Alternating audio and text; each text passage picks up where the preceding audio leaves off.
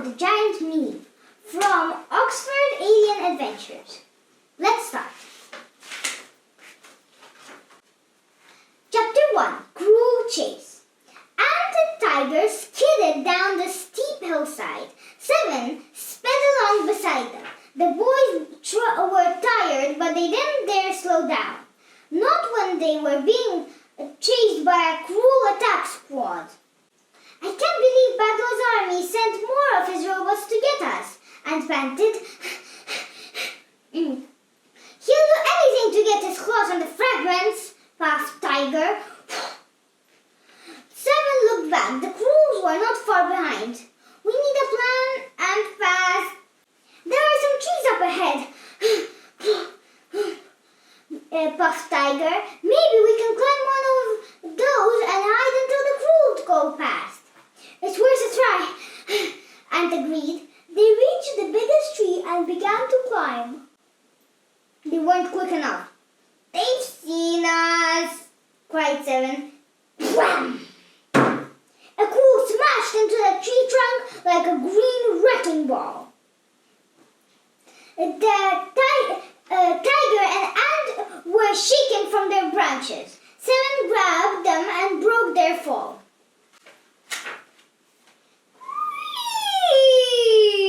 The enormous tree leaned towards them. It began to topple over. Ant, Tiger and 7 were directly in its path.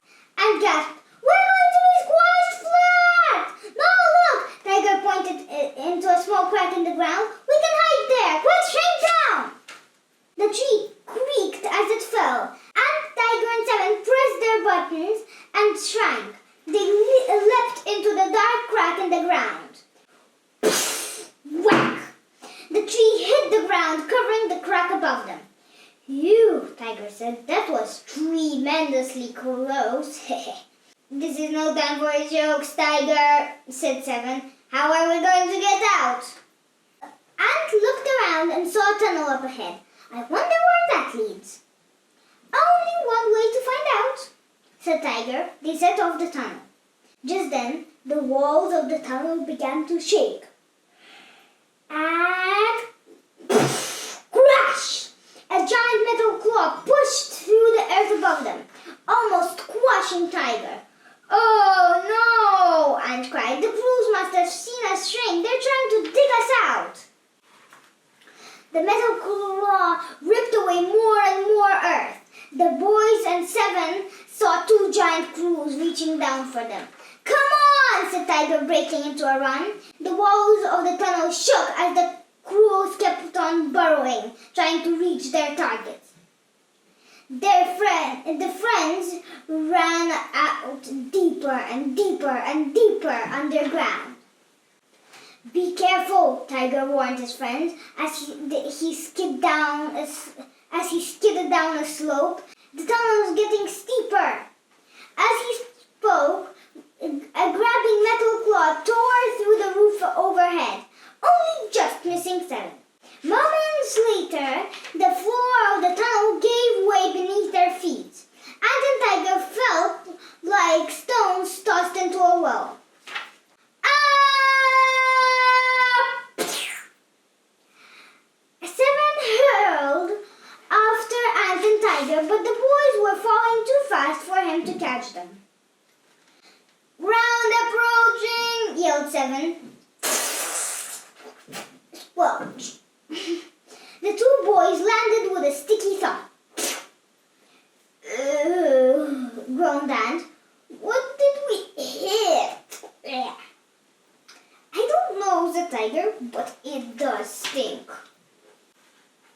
The 2 friends found themselves in a large cavern, waist deep in sticky, sludgy goo. "It's the same stuff the ship crash-landed in," Tiger realized. 7 beeped. "My sensors say it is the sap." And frowned. "You mean the liquid found in plants?" "Quimar is a planet of plants," 7 reminded him. "The sap must have kept the sap must have kept everything alive here." That's a good crash map, too," joked Tiger. There was a strange noise behind them. It sounded like an eerie, whispering, rustling noise. Ant gulped. Time to go. Slowly, the friends began to wade through the goo, but they couldn't get away quick enough. Sloshing through the sap towards them were three massive plant monsters with large red bell-shaped flowers. "Drive out the invaders!" they rasped. "Don't attack us, please!" Ant shouted. "We haven't done anything!" "Quiet!" One of the plants bent forwards. "We are red gobloons, plant warriors. We protect this planet's last major supply of sap that you are splashing in about." "We fell here by accident," Tiger protested.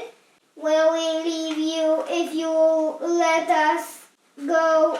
Seven added. "You cannot leave. This way is blocked." Lifting his leaves, the gobloon pointed past and the tiger into the dark tunnel behind them. "Enemy approaching!" Tiger turned and gasped. A Meeb as big as a car was floating slowly towards them. "Feed," the Meeb gargled. "Feed." "That thing is a giant!" hissed Tiger. "Quickly, press your buttons." A moment later, Tiger and Seven burst up from the sap at normal size. The red gobloons got to a shock, flapping their leaves and swaying about. The Meeb reared up, waving its tentacles. "Now what?" asked Tiger. "I don't know," said Ant. Hissing, the giant alien jellyfish flew towards them. Just then, a large metal ball dropped down from the darkness above them. It landed with a splat right on top of the Meeb. "I never thought I'd be so glad to see a crew," said Tiger. "It must have fallen down here like we did." Ant winced. It gave that Meeb a real thump. The Meeb slid out from under the crew.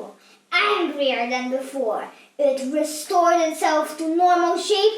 Electric sparks fizzed out of its tentacles. Then it grabbed the crew, turned and hurled into the tunnel. Then it turned and drifted away after the crew, back into the darkness. "That's one crew taken care of," said Tiger. "We should thank that Meeb." "Never!" hissed the red gobloon. "Since crashing here long ago, the Meebs have almost sucked creamer dry of sap." "You say this is the last major sap supply?" Seven remembered. The gobloon nodded. "If any more of those giant Meebs get to it, the whole planet will die." "That's not the only problem," said Ant. "More crews will come after us." "The crews want the fragment of the core of Excess," Tiger explained. "We want it too. That's why we're here." "You came to take the fragment?" Shocked, the red gobloons seized Ant, Tiger, and Seven. "You must come with us and see the living soul of the planet. Creator herself will want to deal with you." Let's find out what happens next in the Cave of Life. Until next time, it was me, Mira. Bye-bye. Switch off your telly, put away